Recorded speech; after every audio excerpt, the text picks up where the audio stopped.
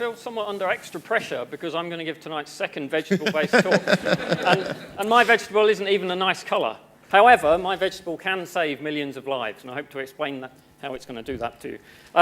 So I'm going to tell you about tuberculosis. Tuberculosis is a disease. I'm going to take about 3 minutes to tell you about tuberculosis. And in that time, around about 180 new cases of tuberculosis are going to have been reported.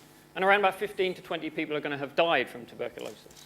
There are around about 1.6 billion people in the world who are infected with tuberculosis.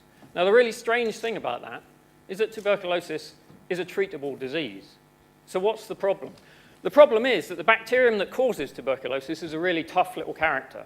And so you have to basically treat somebody with antibiotics over at least 6 months in order to actually kill these bacteria properly, and possibly even more than 6 months for a lot of resistant strains of bacteria.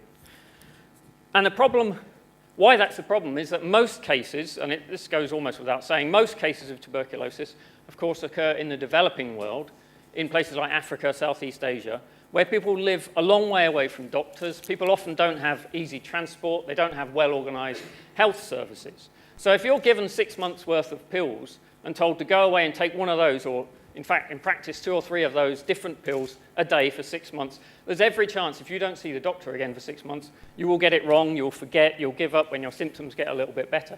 And that's exactly the problem with tuberculosis, this long time of treatment.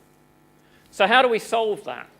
One way you can do it is, and this is where my onion comes in. I want to point out that this onion is for illustrative purposes only, so do not go and buy shares in the onion industry in the mistaken belief that onions can cure TB, because they can't. But the onion gives us an idea as to how we can. And this is to do with molecules called surfactants. Now, these are special little molecules because they have a head and a tail. So essentially, they can point in a certain direction. And I want to demonstrate that they can do a lot of really clever things. And I want to demonstrate by asking for volunteers from the audience. But I'm not going to ask you to come down here. I'm actually going to ask for the entire audience to volunteer. So is there anyone who doesn't want to volunteer? Good, excellent.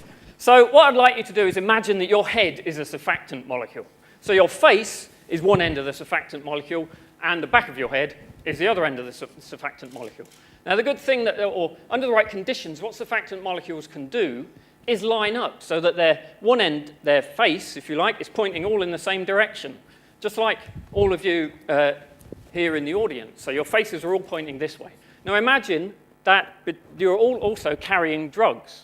Some of you might be, I hope not. But anyway, imagine you're all carrying antibiotics. Now, if you then imagine that you're a bunch of layers, just like an onion, okay? And if you go into the body as a pill, what will happen slowly over time is that one layer will be dissolved. So, for instance, the outer layer of the onion will be dissolved. Sorry about that. And the drugs in the next layer will then get released as a dose of the drugs. And so on. Thank you very much.